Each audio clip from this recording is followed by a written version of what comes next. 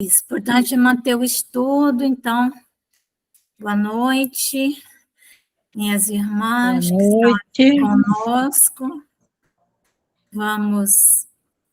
Boa noite a todos. Boa noite, né? Começar o nosso estudo, então hoje nós vamos estudar Mecanismos da Mediunidade, aquele livro todo difícil, mas só que antes nós vamos então ler o nosso Evangelho. E nós estamos no capítulo 5, Bem-aventurados os aflitos. Nós vimos o esquecimento do passado ontem, né? Esquecimento do passado. A razão pela qual Deus, né, na sua infinita sabedoria, entendeu que era melhor esquecer. Tem gente que fica falando, mas por que se eu lembrasse era melhor, né? E nós vimos que realmente não é assim, né? Não é melhor lembrar. Se nós nos lembrássemos que aquela pessoa que convive conosco, às vezes dentro da nossa casa, foi um inimigo, dificilmente nós conseguiríamos manter a convivência por muito tempo. Em algum momento nós iríamos perder, né? Perder os filtros morais e iríamos começar a justificar o nosso comportamento, como nós sempre falamos, começar a agredir ou ser agredido, enfim. E hoje, então, é o item 12, motivos de resignação. Por estas palavras, bem-aventurados os aflitos, pois que serão consolados, Jesus aponta a compensação que hão de ter os que sofrem e a resignação que leva o padecente a bem dizer do sofrimento, como prelúdio de cura. Bom, aqui, para o materialista, falar que existe existe um sentido no sofrimento simplesmente o fim, né? Por isso que eles se colocam, né, tão contra as religiões, porque dizem que a religião ela faz apologia do sofrimento e que é por essa razão que as pessoas aceitam o jugo, né, dos poderosos, mas não é desse sofrimento que os espíritos estão falando, né? Não é, pelo contrário, né? Os espíritos dizem assim, quando se pergunta, né, por que o mal tão a miúde, ele se espalha na Terra tão rápido, por que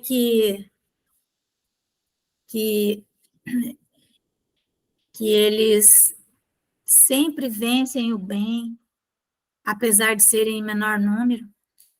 Aí os espíritos dizem que é porque os maus, eles são audaciosos, né? E intrigantes. E os bons são tímidos, quietinho. Então, diz assim, que quando os bons quiserem, preponderarão. Então, o fato de bem dizer o sofrimento não quer significar que você não possa reconhecer uma situação de injustiça e se colocar ali na defesa do fraco, na defesa do oprimido, né? E, então, agora, principalmente com essa guerra terrível no Oriente Médio, a gente vai vendo os argumentos que existem, né? As pessoas pacíficas, elas são em número muito maior, mas assim, elas são a maioria absoluta sobre os violentos, sobre os cruéis, né? Sobre os torturadores, elas são em número muito maior. Mas por que essa maioria é irrelevante? Se nós formos olhar, né, os judeus, quando eles eram um grupo pequeno de de soldados que estavam ali colocando milhares dentro dos campos de concentração. Se eles se rebelassem, eles ganhariam, né? E seria, por exemplo, um sofrimento, mas eles poderiam lutar, mas eles não conseguiam, porque é aquela maioria pacífica, porém tímida, que tem medo, que fica paralisada pelo medo, né? Então, por isso que nas civilizações sempre houve o predomínio do mal, porque o mal ele é audacioso, ele vai, se joga, e o bem é tímido. Então, os espíritos dizem, porque daí a gente confunde, né? A bondade, a generosidade com a subserviência. São coisas diferentes. Também podem essas palavras ser traduzidas assim: deveis considerar-vos felizes por sofrerdes, visto que as dores deste mundo são o pagamento da dívida que as vossas passadas faltas vos fizeram contrair. Mas por que nós não podemos pensar que o sofrimento possa advir da nossa luta contra os poderosos, né? Talvez uma luta pacífica, talvez não, uma luta pacífica, mas uma luta ativa, em que nós não temos esse medo, né, de nos expormos. Suportadas pacientemente na terra, essas dores vos poupam séculos de sofrimentos na vida futura. Deveis, pois, sentir-vos felizes por reduzir Deus a vossa dívida, permitindo que saldeis agora o que vos garantirá a tranquilidade no porvir. Então, há um sofrimento ao qual nós temos que nos submeter. Quais são? Aqueles sobre os quais nós não temos controle, que são as expiações, que elas vão se manifestar em forma de doenças, perda de pessoas amadas, em forma de cataclismas, vamos dizer assim, né?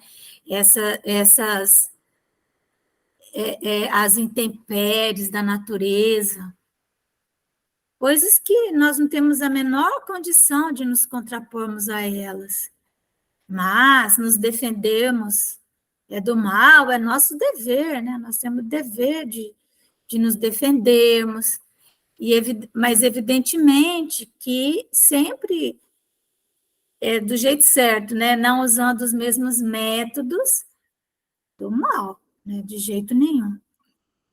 O homem que sofre assemelha-se a um devedor que avultada soma, a um devedor de avultada soma, a quem o credor diz: se me pagares hoje mesmo a 100ª parte do teu débito, quitar-te-ei o restante e ficarás livre. Então, aquela pessoa que às vezes está numa cadeira de roda, ela está ali sem muita possibilidade de sair daquela situação, e ao invés dela se rebelar, ela se resigna. Ou seja, a resignação é o consentimento do coração. Ela se resigna, ela aceita aquela situação porque é algo que ela não tem condição de modificar. A medicina já disse que não tem, mas ela vai procurar sempre encontrar uma forma de ficar o mais confortável possível naquela situação. Tá, ela vai buscar, lógico, sempre tem um espinho no dedo, você vai procurar tirar esse espinho, né? Não vai deixar o espinho ali só porque o sofrimento é bom. Não, não é isso que significa. Temos que ter isso, temos que ter muita clareza que a lei de causa e efeito, ela sempre estará mediada pela lei do amor e pela misericórdia de Deus. Nós não sabemos se em algum momento da estrada essa expiação não pode encontrar o seu fim, né? O seu termo. Também nós devemos sempre nos considerar aqueles que vamos, que somos os instrumentos de Deus para finalizar aquela expiação da pessoa, ou aquela aprovação, ou amenizar. Nós somos sempre esse instrumento. Ninguém pode achar que é instrumento da lei de punição. Os orientais, a lei de causa e efeito, em algumas, né, em algumas religiões orientais, eles entendem o seguinte: a pessoa está sofrendo, tu passa, ela está ali numa situação, você tem que deixar a lei de causa e efeito seguir o seu curso, né? Porque ele está espiando. E, pasmem, eu já ouvi isso, né, de espíritas, né? Já ouvi isso. Ou que jogam essa responsabilidade para o governo. Não, isso aí, quem tem que resolver é o governo. Vai esperando o governo. Se você não fizer a sua parte, então, é a nossa indignação, né? Sairmos daquela timidez, é nós trabalharmos ali naquilo que podemos fazer, procurando parceiros, procurando pessoas, indo atrás, defendendo o fraco, aqueles que não têm condições de se defenderem. Que quem são os fracos, né? A criança, o adolescente, o jovem, os idosos, a mulher grávida, né? Um bebezinho. Como é que você, tendo condições, não vai atrás, né?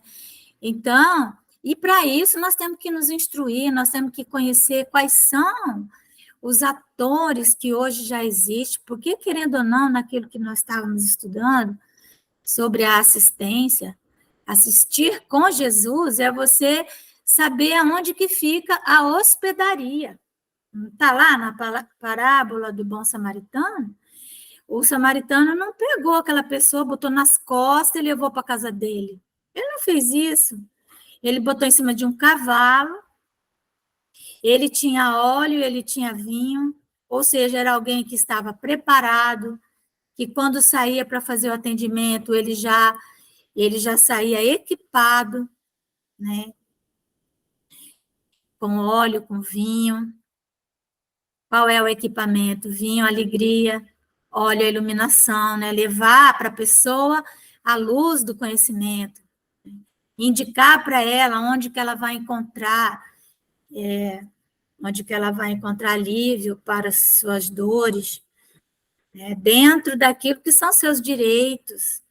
Mas, para isso, o trabalhador espírita tem que conhecer como que funciona o sistema no nosso país, que está muito cheio de regra, está cheio de coisa, nós temos que conhecer, até para fazer funcionar, né? Então, quando nós falamos assim, que o bem é tímido, ele é tímido porque ele se retrai.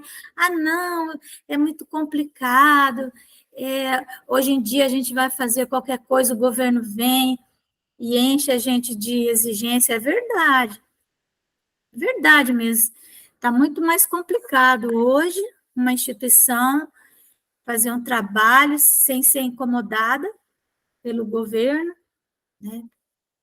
Está muito mais difícil do que antigamente. Antigamente era mais fácil. Mas aí eu escutei de uma espírita assim: não, nós não somos mais os pioneiros. Os pioneiros eram diferentes. Aí ela ainda disse assim para mim, né?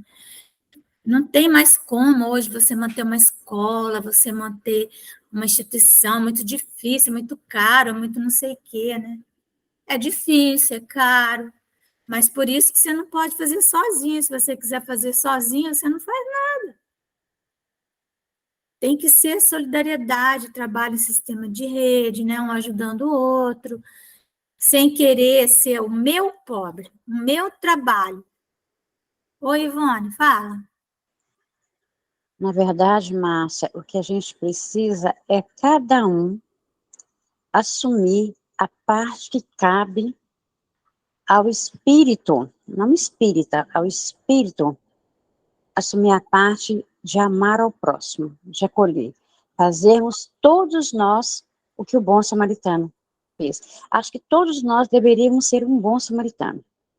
Talvez nós não saímos carregados com óleo e com vinho, mas a gente sai carregado com a palavra, com amparo.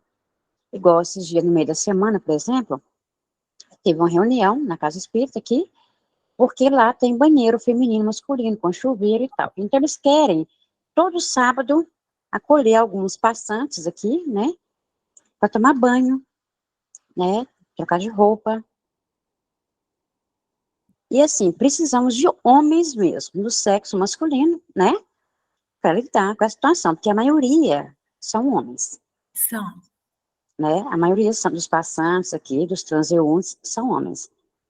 Então, assim, aí vai a partir de amanhã, já vai ser divulgado no grupo que estão acolhendo, né, donativos, toalha, creme dental, sabonete, etc e tal. E já tem 2 pessoas que vão para cortar cabelo. E eu tô, assim, eu estou participando e eu me comprometi a doar sabonete. Doar. Eles vão tomar banho, deixar aquela roupa suja, vão levar uma roupa limpa, eles vão tomar banho com sabonete, vão levar aquele sabonete e vão levar mais alguma coisa que eles puderem ir. Então, acho que cada ser, cada espírito, se ele doar um sabonete, ele já faz uma caridade. Com certeza, é trabalho em sistema de rede, nós não podemos É, esquecer, isso é uma rede, cada um vai dar o que tem, uma rede, ela é feita de pequenos, não é, pontinhos, não é, outros nós maiores, cada um dá o que tem, né, e ficar atento, o que é que eu posso fazer, né, nesse trabalho, e fazer completo, fazer bem, né, e aí, se cada um e levar com seriedade, não, eu peguei isso aqui, é isso aqui que eu vou fazer, eu vou. E também aquilo que a gente sempre fala, né, Ivone? Às vezes a pessoa começa a fazer um trabalho no centro espírita, daqui a pouco ela vira dona do trabalho. Aí chega alguém, ela já quer impor um monte de regra, não sei o quê, e aí isso mesmo. inibe que outros venham, É, ajudem, não é? é, Então, é isso, eu acho que às vezes nós não podemos fazer tal coisa, mas eu posso ajudar com isso, então eu vou ajudar nisso. É uma rede. E quando nós vamos ver, isso ficou grande, né? Por exemplo, o centro espírita está sempre em contato com o centro de referência da assistência social, porque, querendo ou não, sempre vai sair alguma coisa ali. É um trabalho precário? Mas é precário, mas é o que temos no momento, né? Então, nós temos que saber levar com o nosso jeito, nos envolver ali e dando também a nossa contribuição. Por incrível que pareça, o Centro de Referência da Assistência Social, lá da Zona Leste, durante muito tempo, ele funcionou dentro do ICEAL, eles não tinham nem lugar para funcionar, e eles tinham que ter independência, né, total, mas nós pegamos uma sala lá, olha, pode usar isso aí, beleza, nós não vamos interferir em nada, até que depois, então eu acho que é isso, né, e esse trabalho como morador de situação de rua é um trabalho, assim, bem difícil, ele é de alta complexidade, né, quando a gente vai, exatamente. né, ali nos níveis, na tipificação, ele é de alta complexidade, então, vamos dizer assim, né? A gente tem que tirar o chapéu para quem está fazendo isso e ajudar no que puder, porque realmente não é fácil de fazer isso aí, sabe? Exige realmente muito e evidente, né? Precisa de mão de obra masculina. E esse Exatamente. trabalho, ele é um trabalho bem típico que, por exemplo, você colocar ali um funcionário, você pode até ter o funcionário, às vezes, para limpar o banheiro, para isso, aquilo, outro, mas tem certas coisas que tem que ser o voluntário mesmo fazer, sabe? A menos que seja um funcionário de alta performance, né? Mas então, né, a pessoa que tenha muito amor dentro dela para ela conseguir fazer aquilo, né? É. Então, é isso. Então, vamos lá. Então, continuando a falar do sofrimento, né? Então, se me pagares hoje mesmo a 100ª parte do teu débito, quitar-te-ei do restante e ficarás livres. Se o não fizeres, atormentar-te-ei, até que pagues a última parcela. Não se sentiria feliz o devedor por suportar toda espécie de privações para se libertar, pagando apenas a 100ª parte do que deve? Claro que sim, né? Em vez de se queixar do seu credor, não lhe ficará agradecido? Então, às vezes, uma provação maior, né, mas que seja suportada com resignação, com ânimo, e a pessoa ainda, né, como está lá, né, o Espírito da Verdade falando, os que carregam seus fardos e assistem os seus irmãos são bem amados meus. Então, aqueles que sofrem, carregam seus fardos, e mesmo assim, ainda por cima, assistem os seus irmãos, são os bem amados meus. Então, o que isso significa? Que você vai diminuir seus dias de sofrimento sobre a terra, né? Tal o sentido das palavras, bem-aventurados aflitos, pois que serão consolados. Então, é nesse sentido. Não é aquela pessoa que está sofrendo porque ela está com ciúme do marido, porque está com ciúme da esposa, porque ela está com inveja não sei de quem, porque está sofrendo porque ficou com raiva não sei das quantas, né? Então, esse sofrimento não faz o menor sentido, é o sofrimento mesmo da experiência renovadora. São ditosos porque se quitam e porque depois de se haverem quitado estarão livres. Se, porém, o homem, ao quitar-se de um lado, endivida-se de outro, né, jamais poderá alcançar a sua libertação, não é?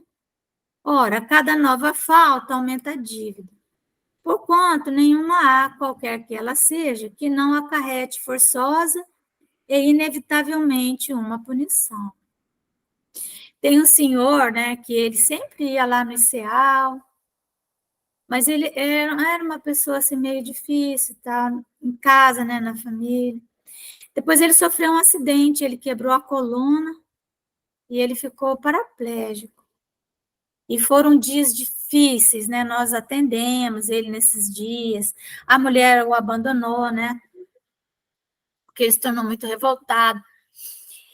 Mas ao longo do tempo, ele foi modificando, sabe? Aquela doença, né? Que o prendeu ali.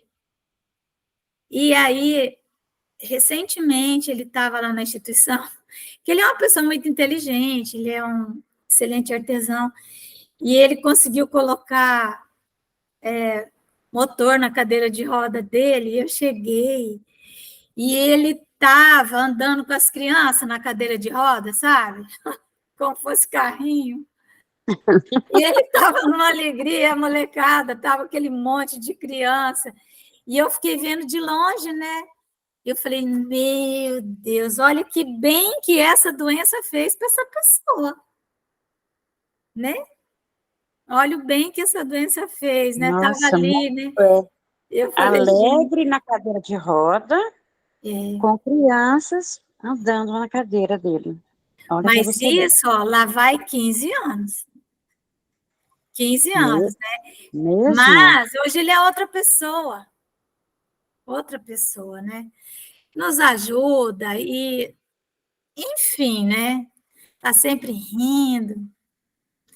Bom, então vamos lá. Se não, então esse sofrimento que no começo ele até ficou rebelde, depois ele, né? Ele modificou, né? Então, se não for hoje, será amanhã, né? Se não for na vida atual, será noutra. Entre essas faltas, cumpre se coloque na primeira fiada a carência de submissão à vontade de Deus. Então, enquanto a pessoa for rebelde, ela vai sofrer. Então, o sofrimento hoje desse senhor é muito menor, porque ele sofre tudo, mas já é de uma forma resignada, né? Logo, se murmurarmos nas aflições, se não as aceitarmos com resignação e como algo que devemos ter merecido, Se acusarmos a Deus de ser injusto, nova dívida contraímos, que nos faz perder o fruto que devíamos colher do sofrimento. É por isso que teremos de recomeçar, absolutamente como se a um credor que nos atormente, pagássemos uma cota e a tomássemos de novo por empréstimo. Então, essa é uma dívida que nunca termina. Parece eu com as minhas dívidas no banco, né? Fico só rolando a dívida. Eu falo, igual a minha mãe. Hoje eu falo, gente, eu lembro tanto da minha mãe, que a mamãe falava assim, até quando será assim, senhor?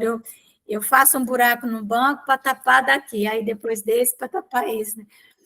Então, é isso, né? E eu estou bem assim, mas vamos rolando essa dívida aí, né? Ao entrar no mundo dos espíritos, o homem ainda está como o operário que comparece no dia do pagamento. A uns dirá o Senhor: aqui tens a paga pelos teus dias de trabalho. A outros, aos venturosos da terra, aos que hajam vivido na ociosidade, que tiveram feito consistir a sua felicidade nas satisfações do amor próprio e nos gozos mundanos, o que ele vai escutar? Nada vos toca, pois que recebestes na terra o vosso salário. Ide e recomeçar a tarefa. Começa do zero. E aí, em circunstâncias... Eu estou pensando que começa do zero, né? E começa do zero. E em circunstância mais difícil. Né? Verdade. A circunstância será outra. Né? Então, é isso. Então, vamos fazer a nossa oração. Sim. É a Ivone, né, Ivone? Você faz a nossa oração. Isso.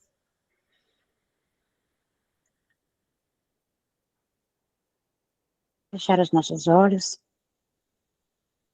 E vamos agradecer a Deus pelo nosso sábado, rico de sorrisos, de alegrias nesse aula, do encontro da família, a fraternidade espírita aqui em Três Marias, a sopa, a pessoas que precisam de um sorriso. E que cada um, Senhor Jesus, ao abrir os olhos pela manhã, tenha a sensatez e o amor de ser um bom samaritano, de dar um sorriso e um bom dia. Que nós possamos sair de casa, Senhor, preparados para agirmos e para estarmos sempre no bem.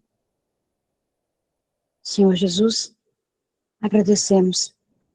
Eu agradeço a chuva de ontem, que refrescou o nosso clima aqui. E que a Amazônia, que Manaus, Senhor Jesus, seja continuadamente chamada Amazônia, o berço das águas do mundo e da floresta. Jesus, acalma, serena, pacifica os palestinos e Israel. Pacifica, Senhor Jesus, aquela região. Cesse as guerras íntimas, as guerras financeiras e as guerras que desamparam, que deixam órfãos, Senhor Jesus, homens, mulheres, crianças, todos nós.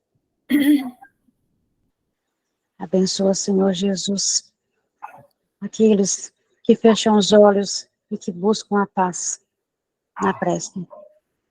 Esteja sempre conosco, Jesus, hoje, agora e sempre. Que assim seja. Graças a Deus. Que assim seja, graças a Deus. Obrigada, Ivone.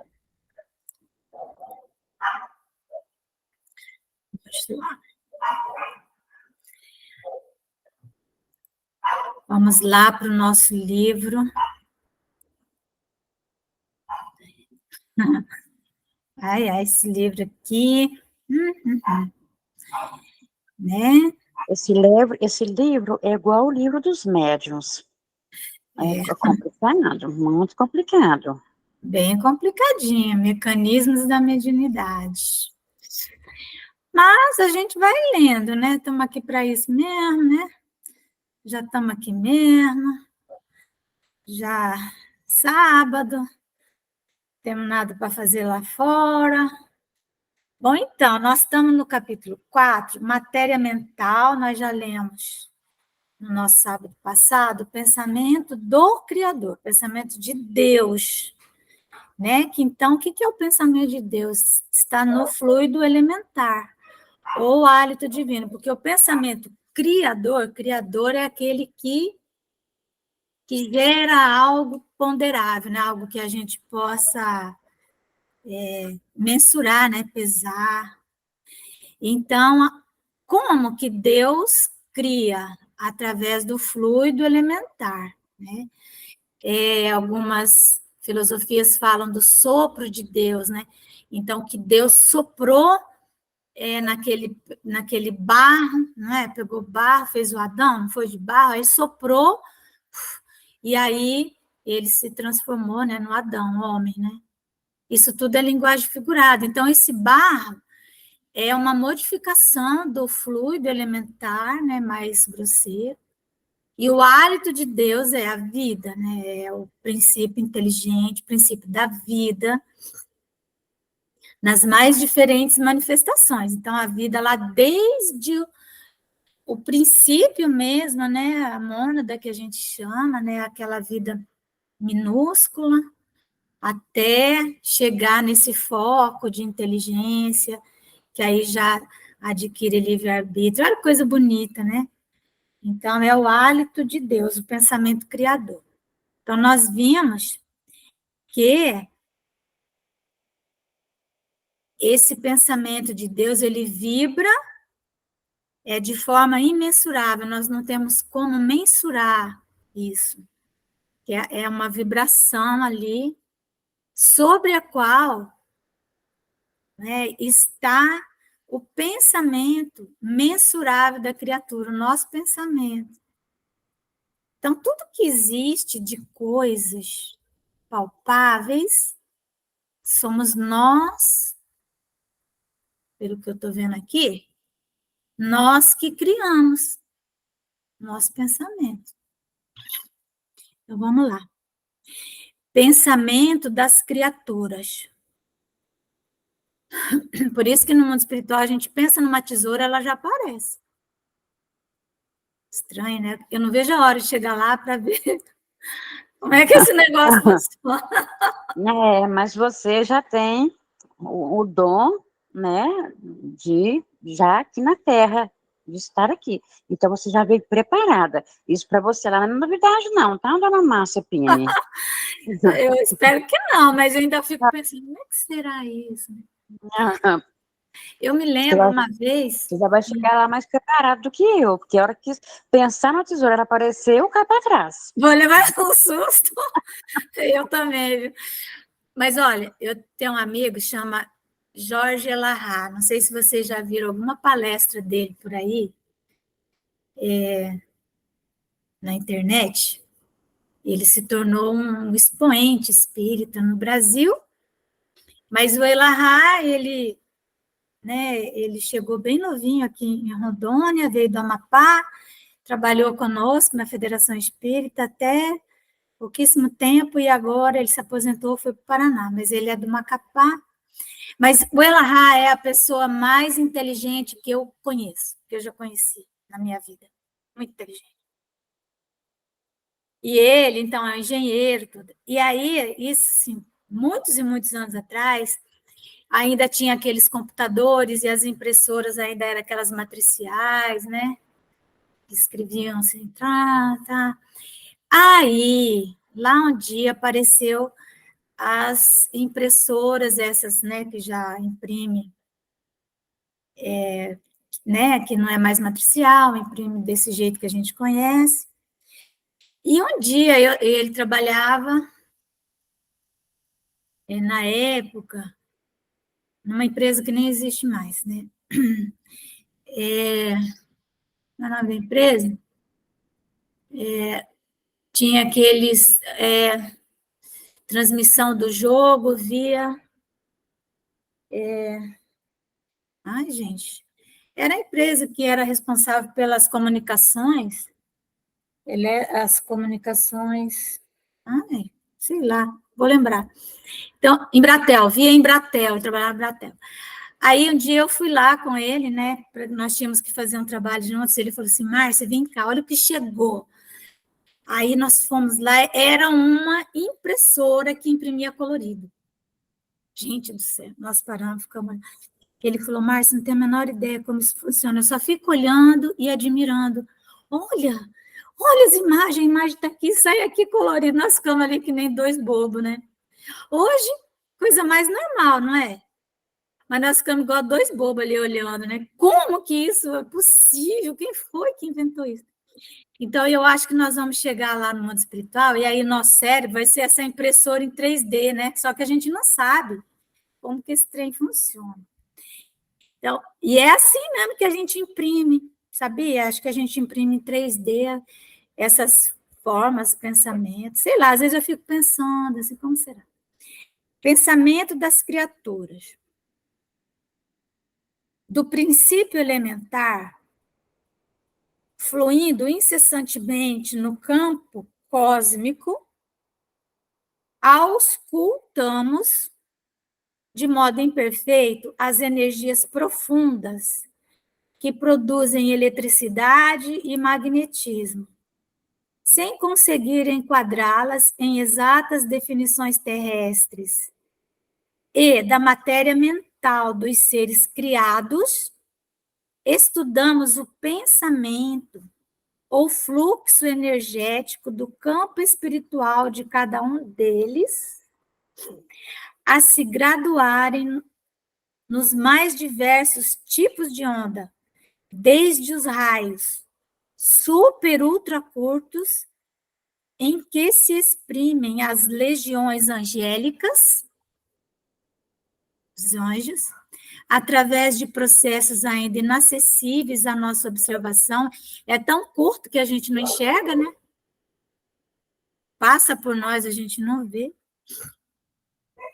Então, são os processos super ultra curtos, passando pelas oscilações curtas, médias e longas, em que se exterioriza a mente humana, até as ondas fragmentárias dos animais, cuja vida psíquica ainda em germe, somente arroja de si determinados pensamentos ou raios descontínuos. Então, os animais não têm pensamento contínuo, pelo menos é o que nós achamos, né, até hoje. O pensamento é descontínuo. O nosso pensamento também não é contínuo, gente. Achar que nós temos pensamento contínuo, isso é uma ilusão. Tenta pensar, pegar qualquer tema e ficar nele por meio minuto, sem desviar o seu pensamento. Meio minuto. Difícil, né? Nosso pensamento não tem nada de contínuo, a gente acha que tem, mas não é. Os espíritos aperfeiçoados que conhecemos, sob a designação de potências angélicas do amor divino, ou seja, os anjos, né? Nós estávamos vendo lá no céu e inferno, estamos vendo ainda, né? Estamos vendo justamente isso, os anjos. Então, tem os anjos na visão da Igreja Católica. Quem são os anjos, né? São seres já criados perfeitos. Essa é a única diferença deles, do entendimento da Igreja Católica para o entendimento do Espiritismo. No nosso entendimento, os anjos, eles são seres que evoluíram. Igreja Católica não, Deus criou nós, desse jeito aqui, tudo errado, sujeito a todas as intempéries, e criou esse grupo, essa corte, porque supostamente Deus precisava de uma corte. Isso chega a ser um absurdo, né?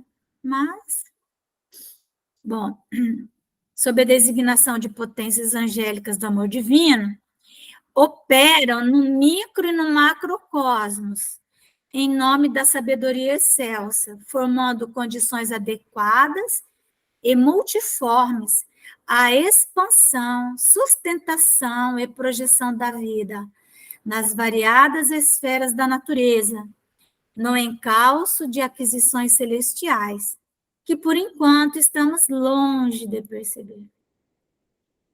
Então, voltando a essa questão da impressora, né? Era matricial, aquela que fazia lá. Antigamente, máquina de escrever, lembra? Gente, eu conheci tudo isso, né? Primeiro curso de datilografia que eu fiz na minha vida, eu tinha 10 aninhos. 10 aninhos. Eu fiz um monte de curso de datilografia. Depois aí eu estava lá quando surgiu a máquina elétrica, e enfim, né? Fui acompanhando. E aí eu tenho um filho que é engenheiro industrial, que é o Daniel, né? Que está conosco nas terças-feiras, e um dia ele me chamou, mãe, vem ver uma coisa, igualzinho o Elahá fez. Ele tinha comprado uma impressora em 3D, 3 dimensões. Aí ele pegou uma imagem de uma imagem assim da internet, aí eu peguei uma imagem de um deusinho desse da mitologia, pequenininho, escolhi, ele falou, tá, então agora nós vamos botar a imagem aqui, conectou com a impressora, aí o que tinha na impressora? Um monte de coisa lá, né, igual na impressora que imprime colorido, não tem a tinta, aí na 3D são outros elementos, tudo mole, que eles vão se misturando, certo? E aí vai fazendo, né, passando, né, e aí vai devagarinho, depois sai o bonequinho 3D. Então, eu falei, meu Deus do céu. Falei, Daniel, a gente só pode admirar isso, né?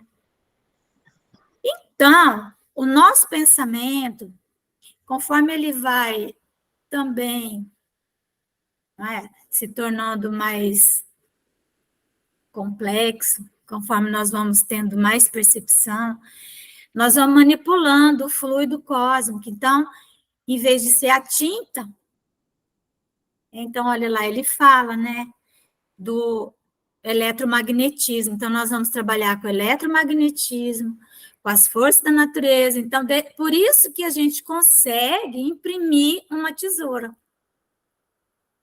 Porque a nossa mente se transforma nessa impressora, nesse computador. Hoje fica mais fácil entendermos isso. Mas imagina na época do Kardec, né? Isso tudo é revelação. Revelações. E como que isso hoje fica mais fácil de compreender, né? Então, aí, aqui na época, esse daqui do Chico Xavier, escrevendo isso aqui, Valdo Vieira e o Chico, né? A mente dos homens, indiretamente controlada pelo comando superior, interfere no acervo de recursos do planeta em particular,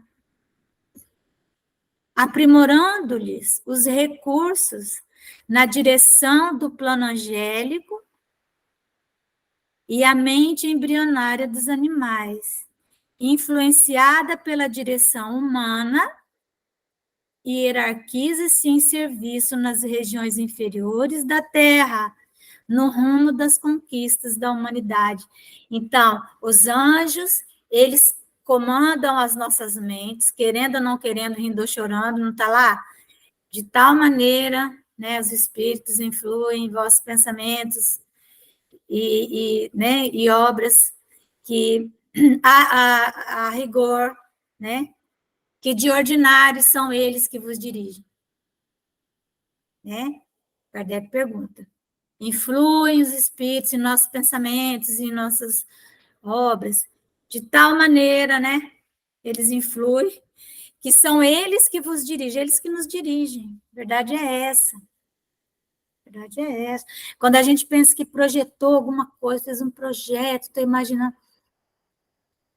Às vezes, eu fico assim, de madrugada, começo a pensar uma coisa, vou pensando. E depois, daqui uns anos, aquilo que eu estava pensando 10 anos atrás, eu começo a ver aquilo concretizado.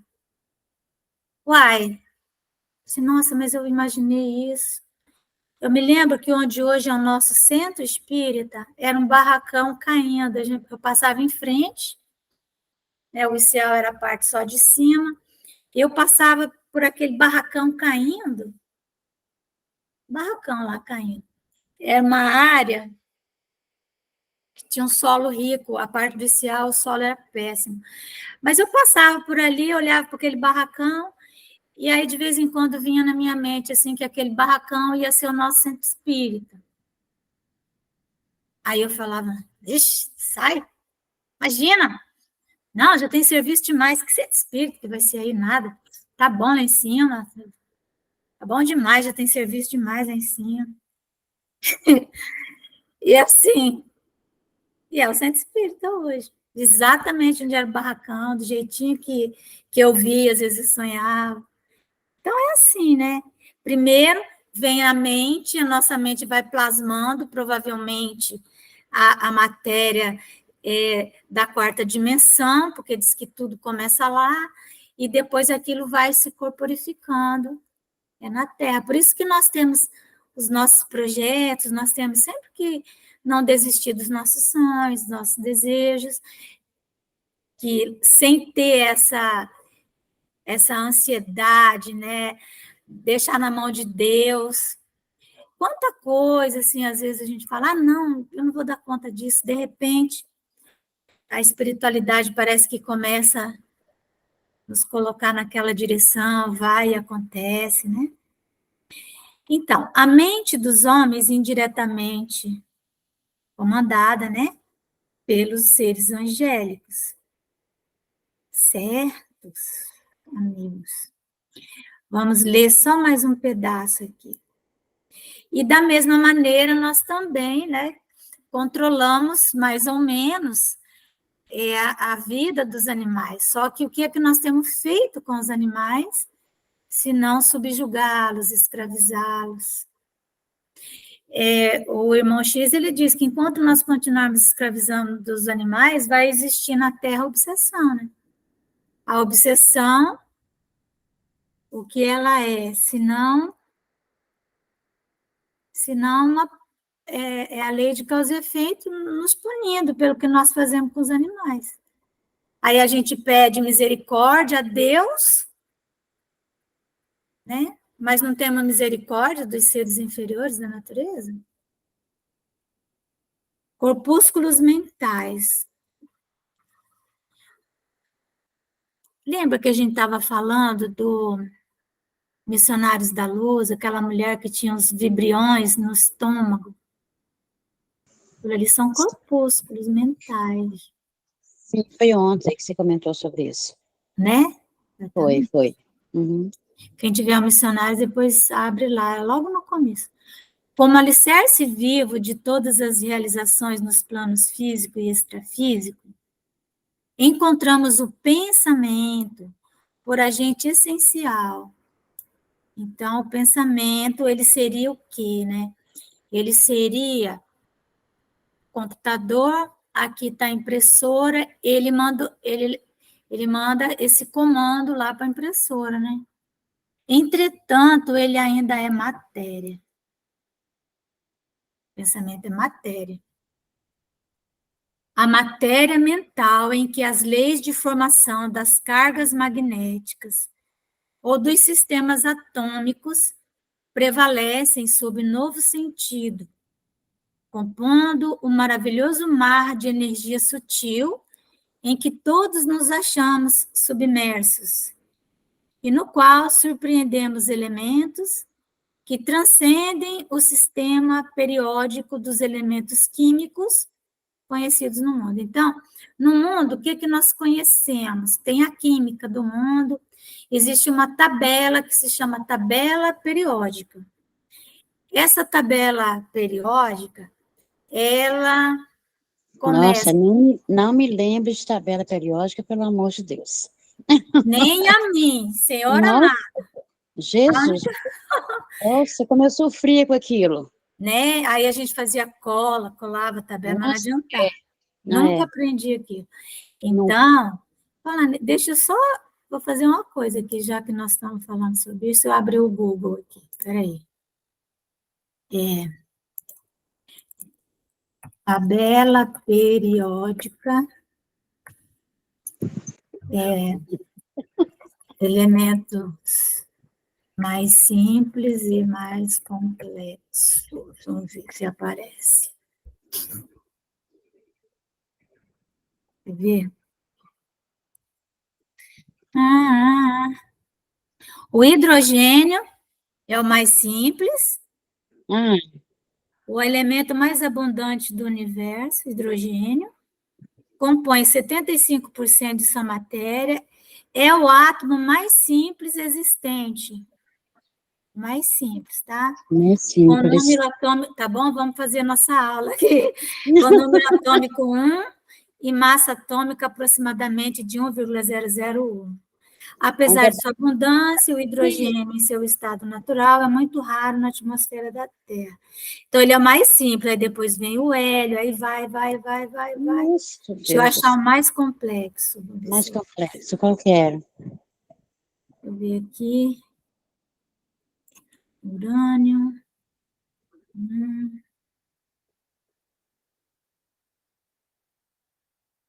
Aqui parou. Ele não foi até o mais complexo. Nossa, Deus do céu. Depois a gente vai ver aí qual que é o mais. Acho que eu não saí nem do mais simples. Lá na escola eu não saí nem do mais simples. Então, o hidrogênio, ele é o mais simples nos elementos da Terra, da matéria mais ponderável, né? Mas, na quarta dimensão, o hidrogênio, acreditemos ou não, ele é o mais complexo. Você entende? O hidrogênio é o elemento de ligação entre o mundo material e o mundo espiritual. No mundo espiritual, a tabela periódica lá, ela tem o mais simples dela e o mais complexo. O mais complexo é o hidrogênio. Então, o hidrogênio ele faz essa ponte. Por isso que os espíritos conseguem fluidificar a água, por causa do hidrogênio. Ah, tá. Entendeu? Porque ele está tanto aqui quanto lá. Legal, né? Entendi. Agora entendi. Então, é Verdade. isso. E é por isso que, se o hidrogênio, a forma dele, né, a verdadeira forma dele, a gente é raríssimo na Terra, a gente nem consegue enxergar. Por que é raro? Porque, na verdade, a parte bem rarefeita dele já está na quarta dimensão, já passou para outra dimensão, né? Então, aí ele diz aqui, ó, é isso que ele está falando, ó. Tal as cargas magnéticas dos sistemas atômicos, compondo um maravilhoso mar de energia sutil, em que todos nos achamos submersos e no qual surpreendemos elementos que transcendem o sistema periódico dos elementos químicos conhecidos no mundo. Então, transcende. Então, existe um elemento que transcende ao hidrogênio. Assim como tem elementos que transcendem aos mais complexos do nosso elemento da Terra. Então, é aí aqueles corpos mais densos ainda do que o que nós conhecemos aqui. Temos ainda aqui as formações corpusculares, com bases nos sistemas atômicos em diferentes condições vibratórias, considerando os átomos tanto no plano físico quanto no plano mental. Porque lembra, né, a mente ela ainda é uma estrutura do corpo material, como associações de cargas positivas e negativas. Olha que estrutura fantástica de evolução que Deus nos colocou, que é a evolução através do mergulho no mundo material. Mas esse mundo material, ele não é só o corpo físico. O corpo físico é hidrogênio até, né, passou do urânio lá, sabe lá qual, né, que é o mais complexo. Não é? Mas pega todas as dimensões da matéria.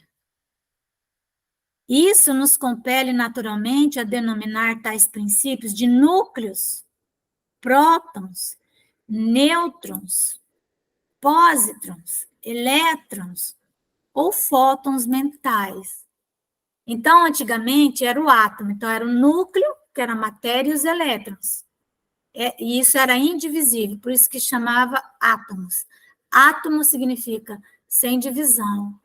Só que depois foram descobrindo partículas menores, além do núcleo, que são prótons, nêutrons, pósitrons, cada um sendo uma partícula diferente. E fótons é luz. Ondas, as ondas. Em vista da ausência de terminologia analógica para a estruturação mais segura de nossos apontamentos. Então, não tem como falar isso de forma melhor, né? Então, as ondas mentais, quando nós emitimos uma onda mental, a onda mental veio carregada daquela energia magnética, daquele amor, ou daquela, né? E aí, conforme a gente vai ficando mais esperto, né, a gente vai sentindo. Assim é que o halo vital ou aura de cada criatura permanece tecido de correntes atômicas sutis dos pensamentos, que eles são próprios ou habituais, dentro de normas que correspondem à lei dos quanta de energia e aos princípios da mecânica ondulatória, porque são ondas mentais. A mente, ela o pensamento é uma matéria, mas ela não é uma matéria igual é o núcleo de um átomo. O núcleo de um átomo é como se fosse um sol perante o raio do sol, entendeu? Então, a onda mental, ela é, né, esse raiozinho aí de luz. E é o princípio da mecânica ondulatória que eles imprimem frequência e cor peculiares. Por isso que cada pessoa tem uma cor. A aura da pessoa tem a sua cor. Ela tem a sua densidade. É, Não é? é verdade. Ela tem cheiro. Acredite.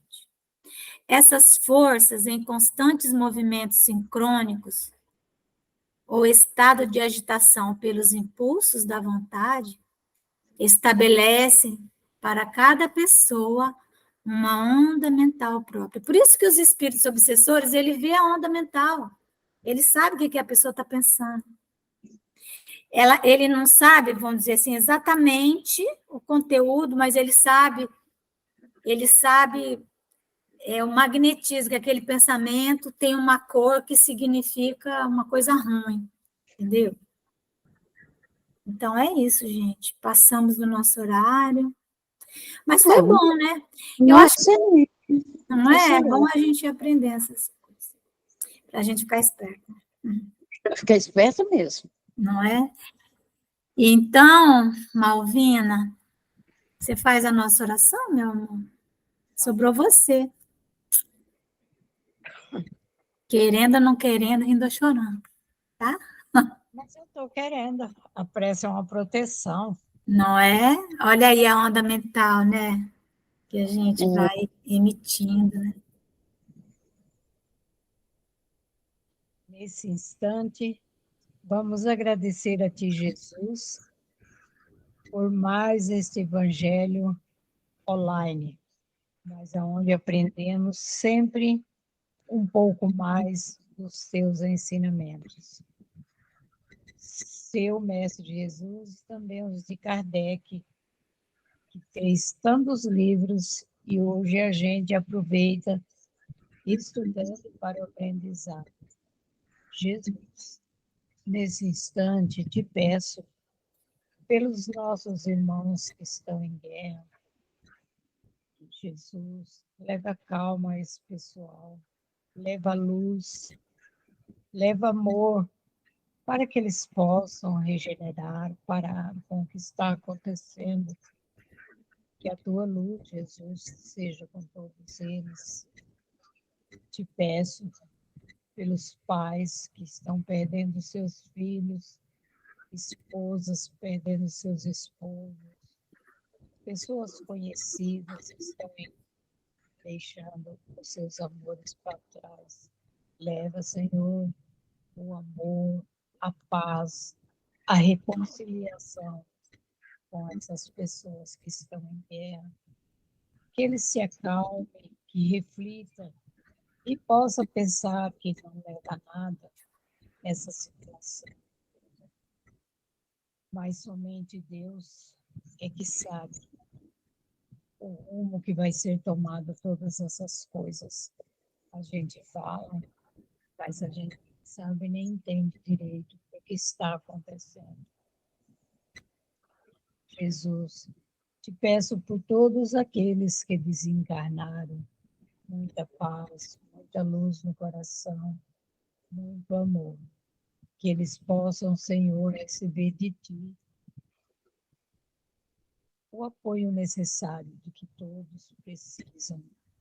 Jesus, nesse instante, peço pelos hospitais onde estão tratando essas pessoas, que os médicos, enfermeiros, ajudantes, possam cuidar deles com muito amor, com muita humanidade no coração, para que, pelo menos aqueles que lá estão, se salvem. Jesus, visita todos os hospitais, curando os doentes, levando a paz, levando a saúde a todos. Também peço por aqueles que estão nas ruas, com frio, com chuva, com muitos desesperos, com fome, que a tua luz, Senhor, alcance a todos os sofredores do planeta. Nesse instante, Senhor, agradeço a Ti imensamente pelo meu dia de hoje, pelas visitas que recebi, pelos papos, por tudo que nos destes no dia de hoje. E que possamos, Senhor, agradecer todos os dias da nossa vida as bênçãos que recebemos de Ti.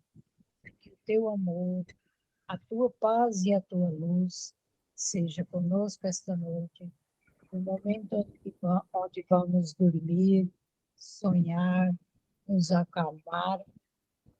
E amanhã será um novo dia de reflexões, de orações, de tudo que for de bom para nós e para as pessoas que estão próximas a nós e também por aqueles que estão distantes. Obrigada, Jesus. Que tenhamos uma boa noite na paz, na tranquilidade. Seja conosco, Senhor, hoje, agora, por todo sempre, que assim seja. Que assim seja. Assim Graças a seja. Deus.